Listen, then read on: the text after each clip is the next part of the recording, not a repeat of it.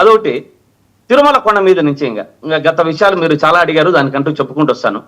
తిరుమల కొండ మీద కూటమి ప్రభుత్వం వచ్చాక అన్ని అపచారాలు, అపశృతులు, అరాచకాలు ఈ కూటమి ప్రభుత్వంలో జరుగుతున్నవే తిరుమల కొండ మీద ఇవి. దీనికి కారణం ప్రభుత్వ నిర్లక్ష్యం, టీటీడీ పాలక మండలి చాతగానితనం.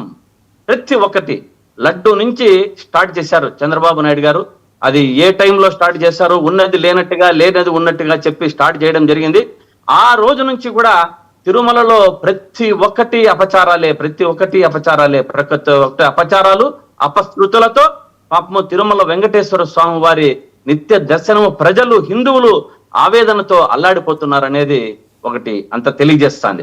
అదేవిధంగా తిరుమలలో మద్యం, మాంసం యథావేక్షగా జరిగిపోతుంది. చెప్పులు వేసుకుని దర్శనాలకు పోతున్నారు. వారు ఎవరు ఏమి అన్నాం, మనం కూడా వెళ్ళాం కదా, మర్చిపోతే ఎట్టా శ్రీకాంత్ గారు? చెప్పులు వేసుకొని వెళ్ళామా? గుర్తు తెచ్చుకోండి. సీఎంగా జగన్మోహన్ రెడ్డి గారు ఉన్నప్పుడు వారు మహాద్వారం దాకా చెప్పులు వేసుకుని వెళ్ళిన సందర్భం మీకు గుర్తులేదా? మర్చిపోయారా? నాకైతే చెప్పులు వేసుకొని తిరుమలలోకి ఎప్పుడు కూడా మహాద్వారం కాదు కానీ ఎక్కడికి కూడా రాలేదని నా ఉద్దేశము, రారు కూడా. సరే, ఉన్నాయి మీ దగ్గర ఏమన్నా దాని ఆధారాలు ఉన్నాయా? విజువల్స్ కూడా నేను మీకు షేర్ చేస్తాను.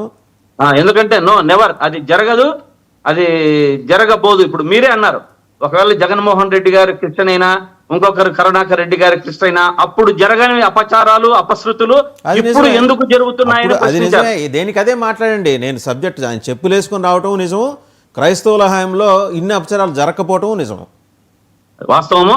అది ఎప్పుడు జరగదు, జరగబోదు. కానీ ఇప్పుడు దీనికంతా కూడా నేను ఇంతకుముందు కృష్ణాంజనేయులు గారు కూడా చెప్పినారు, డిప్యూటీ సీఎం గారు సనాతన ధర్మ పరిరక్షకుడు, నిత్యం సనాతన ధర్మాన్ని ఉర్రు తొలగించి వారి హిందువుల కోసం పరితపించే పవన్ కళ్యాణ్ గారు ప్రశ్న లేదు, సమాధానం లేదు, క్షమాపణ లేదు. అంటే ఎక్కడికి ఆయన ఎక్కడికి అంతే. నేను దీనికంతా కారణం నాగబాబు గారే. మళ్ళీ వారికి మంత్రి పదవులు ఇవ్వలేదని వారు అలకర్లో మంగళం మీద పడ్డట్టు పరిదానికి నాగబాబు గారికి కనెక్షన్ చేస్తారండి, నాకు అర్థం కాదు. అవునండి, మీరు ఇంతకు ముందు బాబు గారికి ఆయన ఏదో రోజా గారు ఒక కోణంలో ఆలోచిస్తే మీరు ఇంకొక కోణంలో మాట్లాడి చంద్రబాబు గారికి బాగా తెలుసు, పవన్ కళ్యాణ్ గారికి కూడా ఈ మధ్యకాలంలో తెలిసింది అనే మాట స్పష్టంగా చెప్పారు ఆవిడ. అదే ఇప్పుడు చంద్రబాబు గారి ఘటన అనేది ప్రతి ఒక్కరికి తెలిసిండేదే, ఫ్లోనూరు మైన్ జరిగింది, జరిగింది. కానీ పవన్ కళ్యాణ్ గారి విషయంలో మాత్రము వారి అన్నకు నాగబాబు గారికి మంత్రి పదవి ఇవ్వలేదనేది అది తగిలింది అని చెప్పింది రోజా గారు. దాన్ని వక్రీకరించద్దండి. మరి ప్రజలకు నేను మీ అందరికీ తెలియజేస్తున్నా, జనం వాళ్ళ అజ్ఞానం కొద్దీ లేకపోతే వాళ్ళకున్న పరిమిత జ్ఞానం కొద్దీ వక్రీకరిస్తున్నారు. మీరే క్లారిటీ ఇవ్వచ్చు కదా, ఇది నేను నాగబాబు గారిని ఉద్దేశించి అన్నది, ఆ చిన్న పిల్లాడి గురించి ఉద్దేశించి కాదని ఆవిడ చేత ఇప్పించండి ఒక స్టేట్మెంట్. చెప్తాం రోజా గారు మేడం మీరు ఇట్లా ఇవ్వండి, వారంతా కూడా పక్కదోవలు ఆలోచిస్తున్నారు, దానికి ఇవ్వండి అని వారికి చెప్పడం జరుగుతుంది.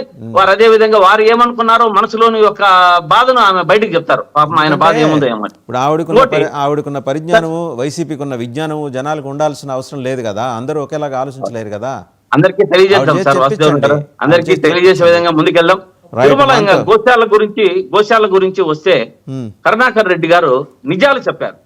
నిర్భయంగా వారు ఉన్నది ఉన్నట్టుగా, వారు అనుభవశీలి, తిరుమల తిరుపతి దేవస్థానంలో వారికి పట్టు ఉంది.